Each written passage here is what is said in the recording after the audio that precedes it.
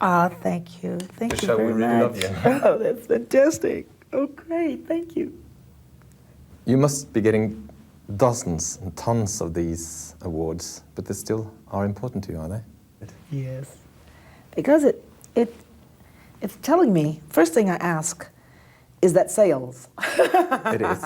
And it is. So that means that the people like it, because that's what I made it. I made that album for, the people. And so collecting them is it's not egotistical we're talking about. We're talking about that I have pleased my fans. They like it. They're buying it. So it's fulfilling. In the program, the making of We Are the World, Jane Fonda says, and I quote, "Here they met, the living legends of rock and roll, Ray Charles, Bob Dylan, Bruce Springsteen, Michael Jackson and Tina Turner. Have you come to terms with yourself as a legend?" Well, I've been around a long time, huh? I don't think I think about it. I'm totally aware of the fact is that my career started way back when, but I really don't think a lot about legends and power and people following what I do. I think it's because I don't write songs, I don't produce myself. I think if I was in the production end of it, but I'm performing, it's just performing and enjoying my work, so I don't think so much about titles. I've just read your book, Tina, and it certainly is not a book about sort of somebody who thinks of herself as a super megastar or legend. To me, it's a very private and warm and in many ways shocking book. What made you write it? Every press conference was asking me about my past. Yeah. It was beginning. I was becoming angry. I didn't want to talk about something that I was trying to finish or that I had finished, and almost just tying me to a life that I finished already. I finished that phase of my life. So I felt there were two other books written before this one, and I felt that it wasn't really accurate. It was just clips taken from other magazines and all, and just felt it was time. Well, maybe if I write the book and really let everybody know how it was, maybe they'll get off my back about singing that music going back and that, my goodness, how much can you give to the people? So I just felt it would stop the questions because there it would be. And then they wanted to know why. So. Yeah, you can't win. No. We're not going to go into details about your married life. You were married to Ike Turner for 16 years and he mistreated you. But I have to tell you that after I read the book, I went back and saw some recordings of the two of you. And I personally started hating this guy, whereas you seemed to be having a good time with him on stage. Can you explain or describe the mixed emotions you must have had? Well, look what you're doing to yourself. You're going way back into time getting upset, aren't you? Yeah. It's like now, it's almost as if you had a boss and you were going into work every day and he frustrated you, but you needed the work. So you worked under stress, you cried or you did whatever you had to do. That was how it was. It was just years and years of that. Right. It becomes almost like a way of life until you find a way out. It was sort of like, there's a lot of people, I'm sure in one way or another, still doing it, but not under a marriage basis, but under the basis of a job or just, any given situation. It's not sometimes just in a marriage those things happen. They happen in almost everyday life in different forms. It comes in different forms, those situations. Sure. Depression and anger and frustrations and hate. Have you ever considered how you, as an artist, but also as a private person, may have influenced other women of today? Well, let's see now, what do I think about that? I don't do a lot of thinking about influencing people and all of that, I think I don't do a lot of thinking about it because my basic reputation is raunchy rock singer. What woman wants to be a raunchy rock singer first? So you're not thinking that you're influencing anyone there because everybody wants to be glamorous and beautiful on stage, and I'm just the opposite of that. So I didn't put much thought into influence in that sense. I think now that this book said to the people, well, here's another one that's going through the same problems you are, and this is what she did. And so it's just a matter of thinking what you want for yourself in your life, and don't give up on what you want. That's what basically if you read the book, you would think, and she's still going. So that's what I think basically the influence on women is now, is to say, like, just stop thinking about age and all the things that's been done already. You can't do anything about what's been done. It only takes time and stress. Just get out and start your life and try to still enjoy it. So I think that's the influence from the book. Yeah, that's you as a private person, but even as a stage performer, you are unique and you always have been. But without you, there couldn't have been like a person like Janis Joplin, I think, because you sort of broke the rules all the time. I mean, you are warm, sexy, and rough, but you are not sort of playing on the feminine part of yourself. No, I'm just a real natural person. You know, I don't really get caught up in a lot of things that bother other people. My attitude about the life is that you should try to enjoy it as much as you can, because the world within itself is one big school and one big education, and you have to try to make the best of it.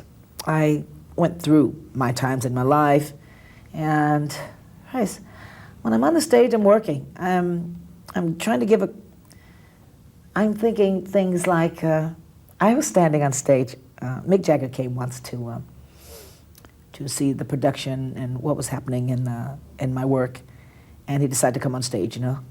And you're on stage, you're thinking about your work and what you want to do, and I'm thinking, well, what do I want out of my career?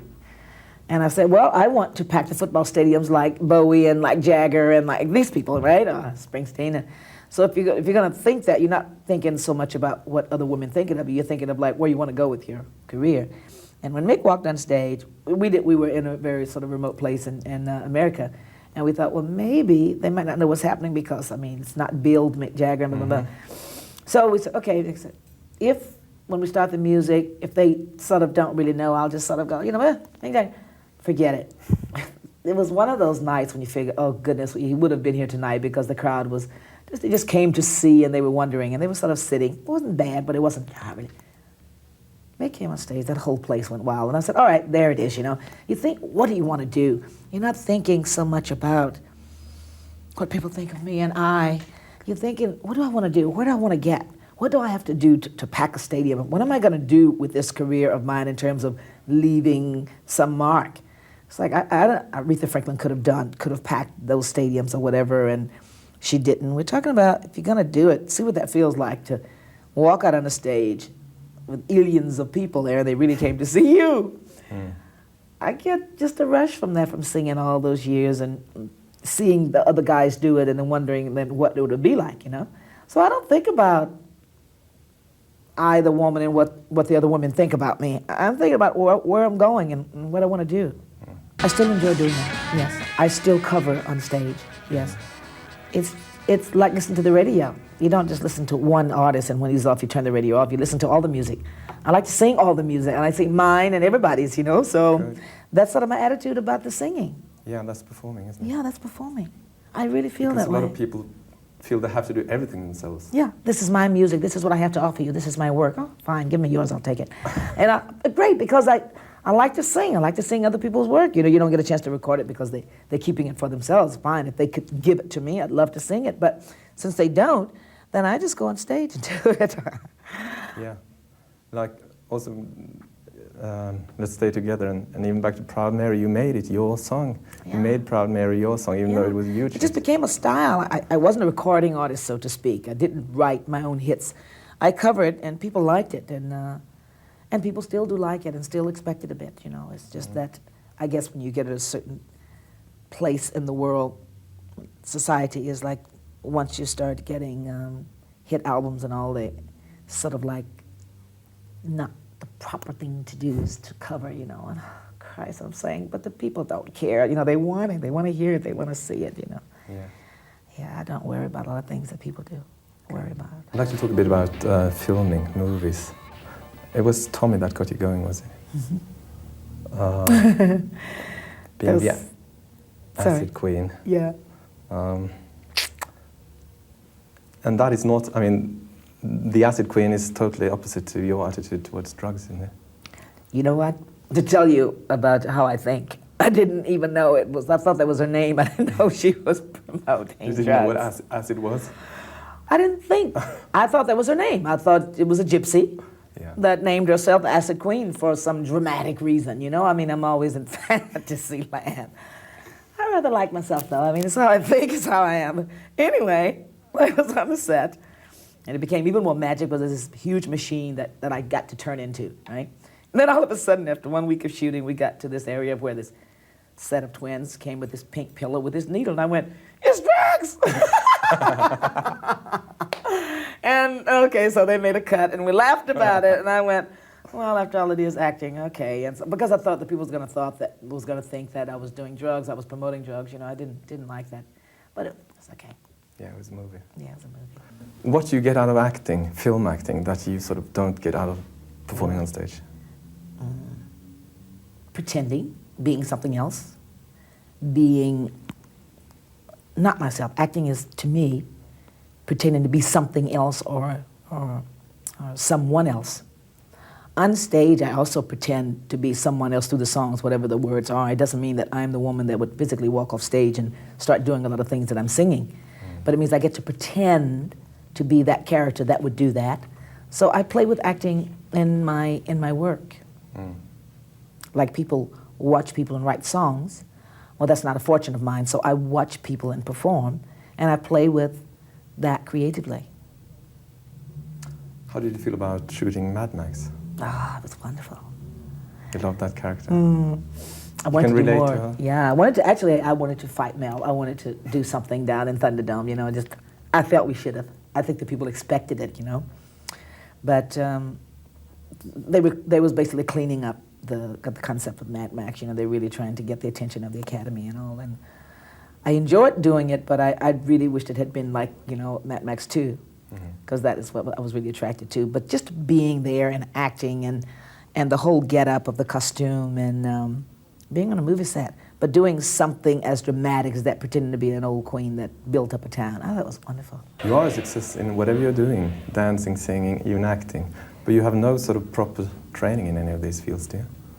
Just my life, always watching movies and pretending to be the stars and always watching and listening. I was a very curious young girl, always watching people. And so I think the acting comes from, not from a school necessarily, but just watching and seeing how it's done. It's all just pretending and being something else, you know, really becoming something else. Is it true that you turned down the main character in The Color Purple? Was that the main character? I don't know. or some other character? Yeah, I didn't take it.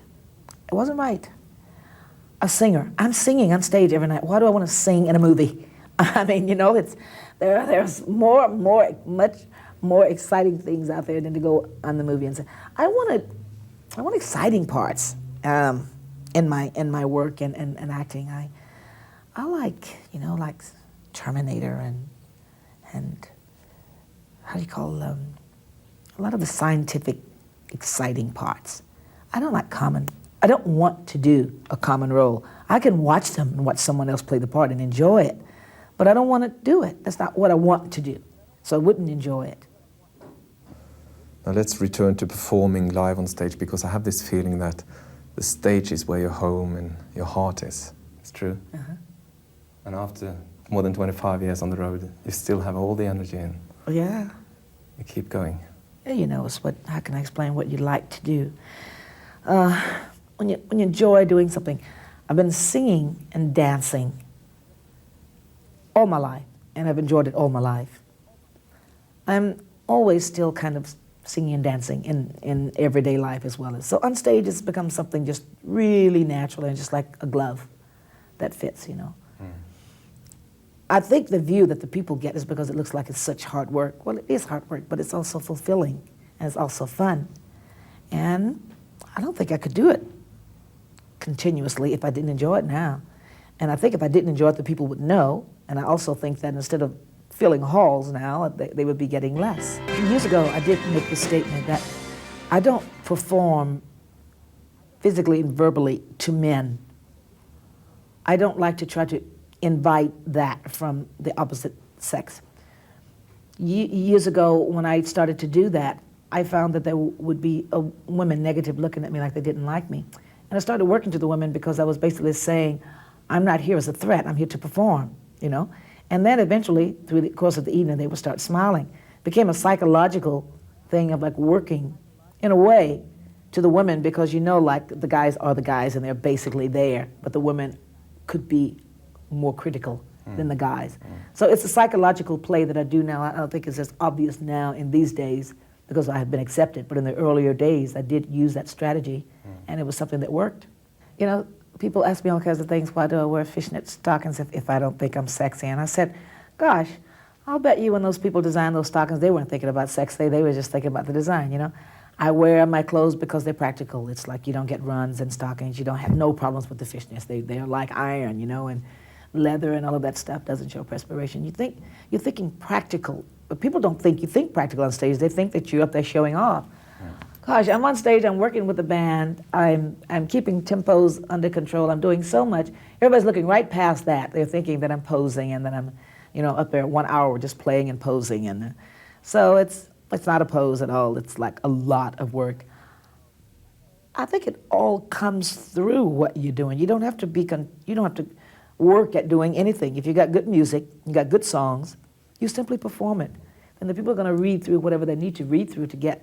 So I don't need to. I can't say for somebody else. Maybe they need to do that pretending, you know, to the feminist mood and the playing. I don't need to do that. I like the dancing and the running and the singing rather than the posing and the, you know, the other. It's just my style of what I like because I'm honestly having a good time. One thing that's quite unique about you is that you've performed with so many other artists on stage. I mean, you've been there with Mick Jagger, Paul McCartney, Eric Clapton, David Bowie, who have you, Bryan Adams, Rod Stewart, even Anne Margaret. Well, you can go past Anne Margaret, you can go back to James Brown, Ray Charles. There were quite a few artists in the earlier days that I worked with also. It's always been that way because when I started with, it was all male singers when I got started. I mean, there were very few female singers. So I think it became habit of being with the guys, the only girl with the guys, you know? And so when I just started continuing my career, I was attracted more to the style of how the fellas were because it's almost like a tomboy. You're always out there with them, and so you just latch on, you know. Are there any favorites of yours in this lot? I think Mick Jagger is still my favorite because we are alike in our work. We enjoy it, we play with it, and we know what we're doing. We're enjoying it, and we know what we're doing in terms of not having to really pretend at being anything except enjoying the music and enjoying the moment. And the word is that you taught him to dance? No, he hates that anyway. He says his mother taught him to dance. Mick started to, I would say, like I am influenced by his music. He was influenced when I worked with him in '66 and he saw girls dancing. It gave him an idea. Yeah, dance, because he was playing tambourine, you know. And I think it was an influence, but it wasn't. I was like he was in the dressing room and we were dancing and carrying on. And then he started to do it because he wanted to do it, but it wasn't like really teaching. Most of these people that I've mentioned of recent times are British artists, and it seems to me that the British people, and certainly the British artists, have always been very close to you. If you think about the music now, the British and the European people study the American music like history. I mean, they can tell me, I had interviews today and people are telling me things that I had totally forgot. It's that opposites attract, I think, of like how we, the Americans, think and write and sing our songs, and it's for what reason that it influenced the UK, I don't know, but they love that music, you know, so I liked how they changed it, you know, so that's the attraction. We talked a bit about the lyrics earlier on, and obviously you said that they're important to you. Do you think that too many artists do not pay enough attention to what they're singing? I don't know. I don't know the mentality of what happens with an artist. Sometimes they probably don't even care as long as they could get a hit record or get to be a star. I think it could be a number of things. But see, then look at what you're talking about. You're talking about professional people, you're talking about natural performers, you're talking about people that's not really posing, that's really into what they're saying, the music and so forth, you know. There's a lot of temptations in the music to want to get into the business, you know. Sometimes I think people might not really care that much about it as long as they could learn the words and get the melody down and get someone to record them. I think that's a practical way of like looking at what happens with what people say. But then some people write rather abstract as well because that's who they are and that's what they like. And so I think it's a number of reasons, you know. But that just means that we just don't You and I won't go out and get those, right? We'll have to go over and get something that we can communicate with. I think that music artistically just moves like any form of art. And I think people do it for many different reasons, for liking it or for not liking it, or for the success or the need of the desire. The lyrics to Two People is a fairly romantic description of relationship. Does this mean that you yourself are a romantic? Two People. I thought that was an extremely romantic song. And that's another one I teased Terry on. Two people.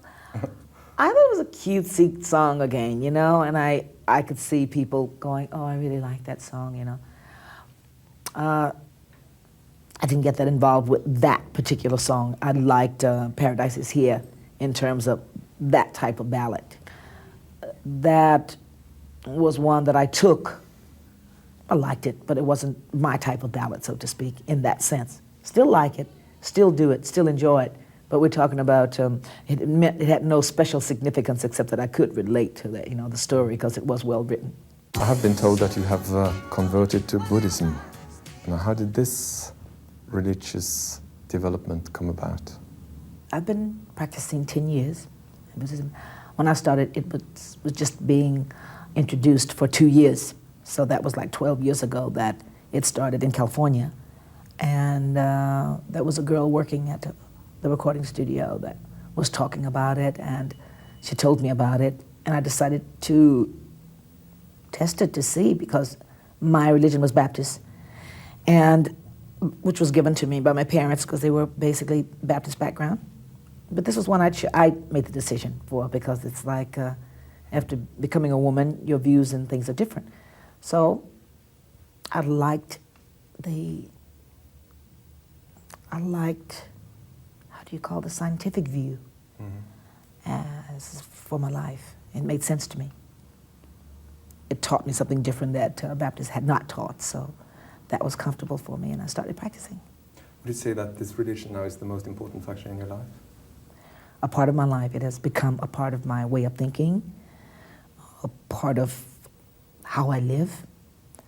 And from that practice, I'm becoming happy. How does it affect your daily life? A way of thinking, less stress, blame. Like, I think if I read this book, I wouldn't become angry at this person, because I have a different view of how the life goes now and what would obviously be happening with these two people's lives. Maybe there was something that had to be lived through, so to speak. It's another entirely way of thinking and living from as the Oriental view. I mean, you know, it came from the Orient. So sometimes we just think our world is the only one and this is the only way of thinking, but there are other people in the world that have other concepts of life. And so there's a world that believe this way, part of the world, and it made sense to me, so I started to practice.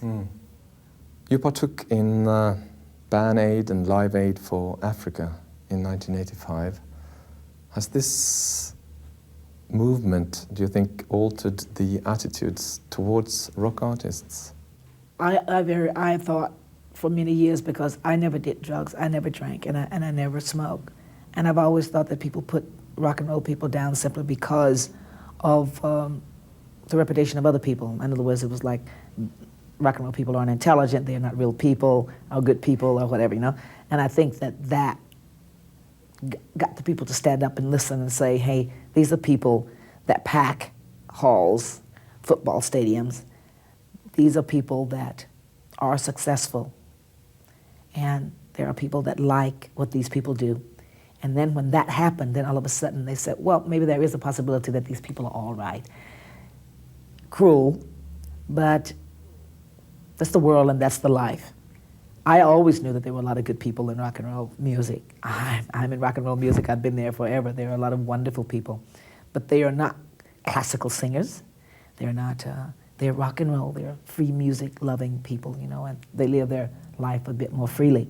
So I think that's why I was basically put down. I think more and more now, a lot of the people are coming out of themselves to make that kind of statement. I certainly have, by writing the book and saying, well, here I am, I'm a rock and roll person.